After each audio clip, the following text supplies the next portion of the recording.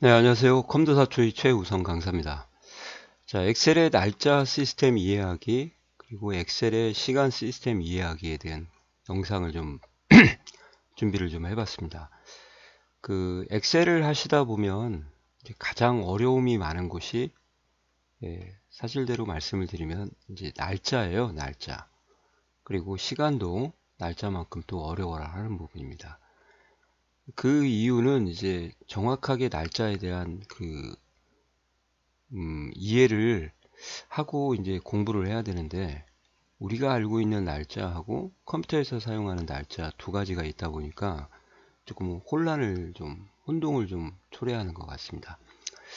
자, 그래서 날짜 시스템에서 먼저 설명을 드릴 것은, 일반적인 날짜 외에도 보시는 것처럼 날짜의 일렬번호라는 것이 별도로 또 존재한다. 그거에 대한 포인트를 좀 말씀을 드리도록 할게요. 날짜의 일렬번호는 지금 제가 이렇게 읽어 드려도 무슨 내용인지 잘 모르실 거예요. 그래서 일단 요거부터 한번 보시게요. 엑셀의 날짜는 일단요, 1899년 12월 30일 하면 요건 문자가 됩니다. 아시겠어요? 그러니까 엑셀의 날짜 시스템은 1900년 1월 1일부터 시작하고 있다. 그걸 좀 일단 1차적으로 아셔야 될 것 같아요. 이해 가시죠? 그리고 두 번째, 날짜를 날짜 형태로 사람들이 쓰기 좋게 보여줄 수도 있지만, 날짜를 숫자 형태로 보여줄 수도 있어요. 그 두 가지가 공존하고 있다라는 것을 좀 알아두고 공부를 하시면 좋을 것 같아요.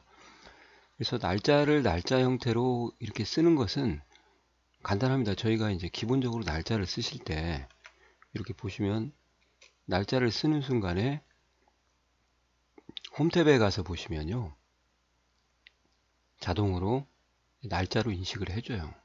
이렇게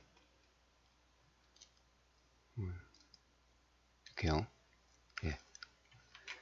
그러면 날짜를 날짜로 표시하면 되지 왜 굳이 이걸 알아야 됩니까? 이제 그 이유는 시간과 관련해서 설명을 드리려고 하는 거니까요. 자, 이렇게 해가지고 똑같은 날짜인데 홈탭에 가서 날짜로 표시를 안 하고요, 일반이나 숫자, 통화, 이제 통화 표시 없는 통화겠죠. 회계의 형태로, 만약에 뭐 숫자로 하겠다, 일반으로 하겠다, 상관없습니다만 일반으로 딱 하시면은 이렇게 숫자 형태의 날짜로 변하게 되는 거죠. 요 두 개는 같은 개념이에요. 이렇게 아시겠어요? 그래서 날짜를 표시할 때 2019년 12월 15일이다 그렇게 얘기할 수도 있지만, 2019년 12월 15일은 이제 1900년 1월 1일로부터 43,814일째다 그렇게 얘기를 하시는 분도 있다는 거예요. 이해가 좀 가시나요? 그래서 이렇게 숫자 형태로 날짜를 바꿔서 표시를 하고, 이걸 가지고 계산에 참여시킨다 그러면은 이제 날짜의 일렬번호다 그렇게 얘기를 합니다. 그러면 이제 어느 정도 정리가 좀 되셨을 것 같아요.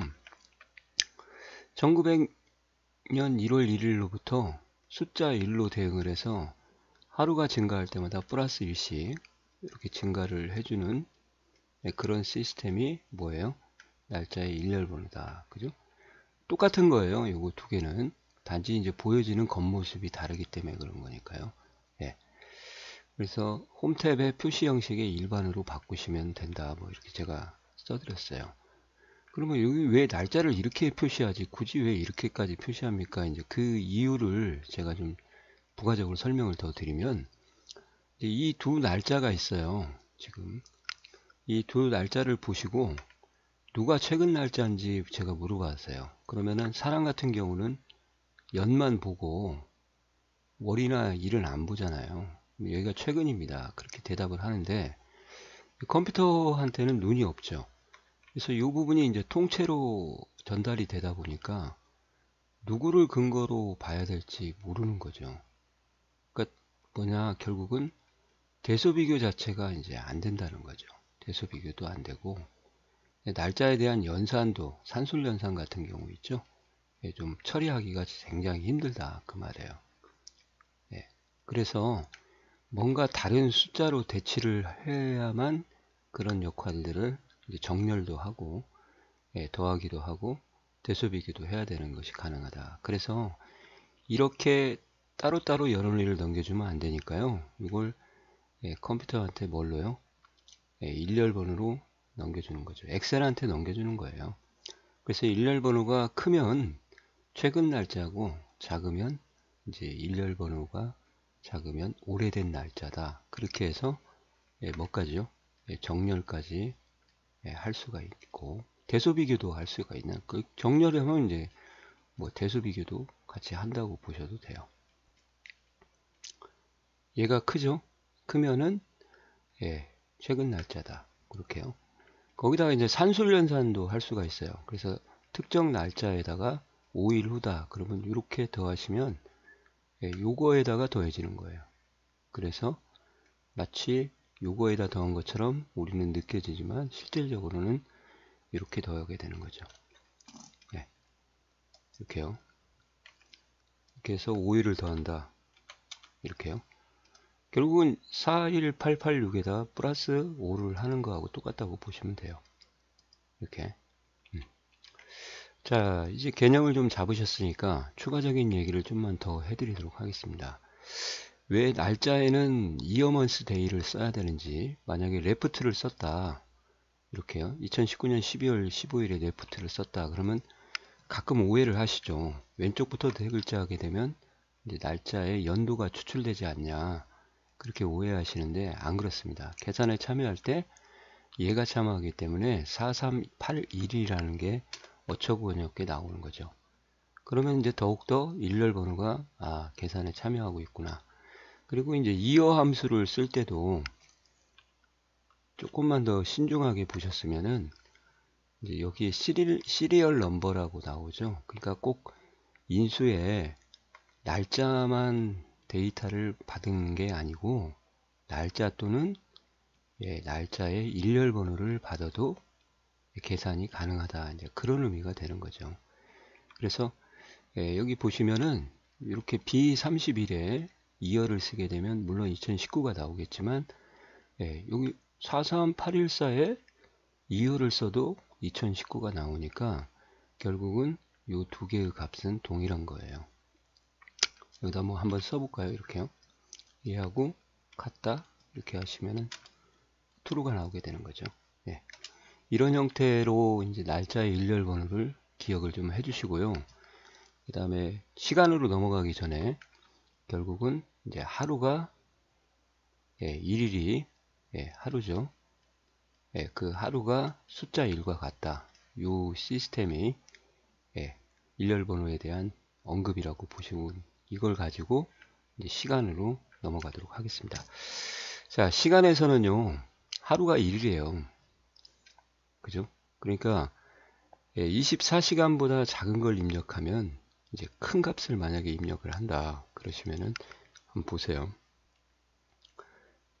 27시간 45분 20초 이렇게 입력하면은 이건 하루가 넘어가는 거예요. 그래서 실체 값을 보시면은 이렇게 하루가 날짜 형태로 더해지고 24시간을 뺀 나머지 시간이 3시 45분 20초죠.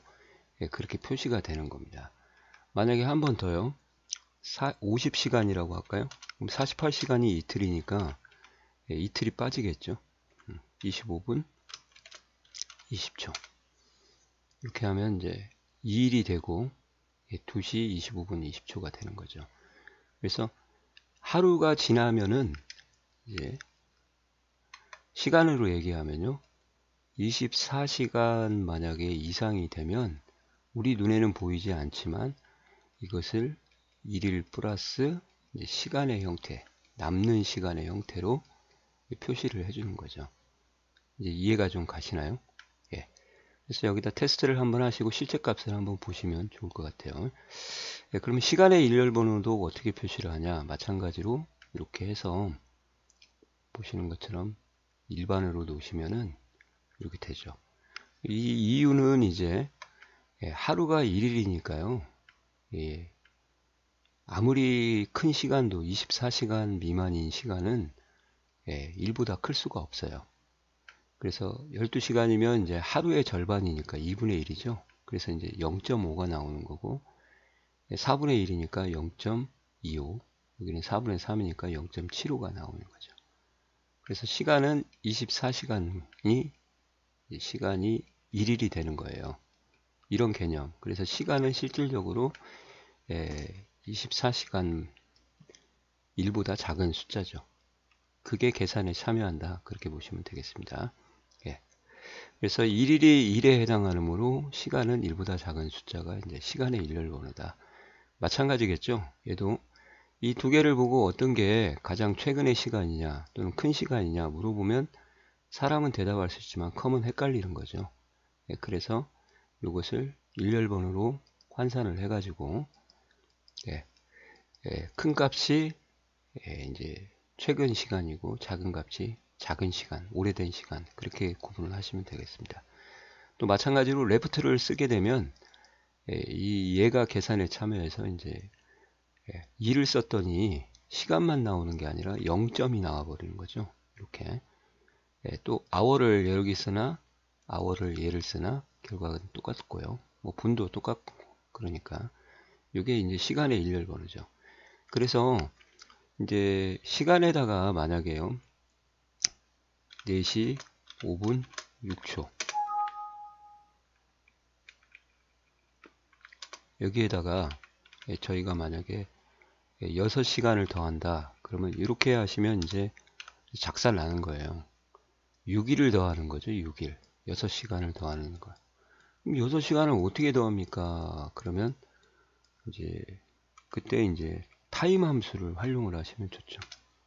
6시간 만약에 30분도 더하겠다 그러면 30분 초는 0으로 이렇게 하시면 이게 바로 시간에다가 이제 타임 함수를 이용해서 더하게 되는 거죠. 이렇게 활용하시라고 이제 타임 함수가 있는 거예요. 아시겠어요? 데이트도 이제 마찬가지겠지만 날짜에다가 연월일을 더할 때 따로따로 더할 때 그렇게 뭐 굳이 날짜에는 이제 연월일을 구하지 않고도 다양한 함수들이 있지만 이제 시간에서는 날짜만큼 다양한 함수가 없기 때문에 그때 타임을 이용하시면 되겠죠. 만약에 5초를 더해라 그러면은 이제 이렇게 해서 5를 써주시면 이해 가시나요? 예. 1분 5초를 더해라 그러면 이렇게 하시면 되죠. 그럴 때 타임이 왜 필요한가? 여기다가 만약에 1분을 더한다 플러스 1 해주면 이제 작살 나는구나. 이제 이해가 가실 것 같아요. 그죠? 예. 자, 그러면 이렇게 해서 엑셀의 날짜와 시간에 대한 시스템을 확실하게 이해를 하시고요. 어떤 함수들은 이렇게 일렬번호의 형태로 결과를 뱉어주는 함수들이 있거든요. 날짜, 시간에. 그런 것들을 일렬번호로 결과를 뱉어주면은 본인이 다시 가서 간단한 날짜로 바꾸면 되겠구나. 일렬번호로 시간을 뱉어준다. 그럼 본인이 가서 사람을 위해서요. 딴 사람은 나는 아는데 옆 사람은 이걸 이해를 못하니까 간단한 시간 이렇게 또는 자세한 날짜로 이렇게 보여주면 너비가 부족한가요? 그러면 사용자 지정 서식에 가서 이걸로 한번 보여드리겠습니다. 이렇게 이해 가시나요? 그런 부분을 조금 공부를 하시면서 느끼셔야 돼요.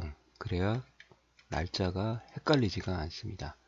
날짜 시간만 이러니까 딴 거 숫자는 뭐 큰 어려움이 없을 거예요. 자, 수고하셨습니다.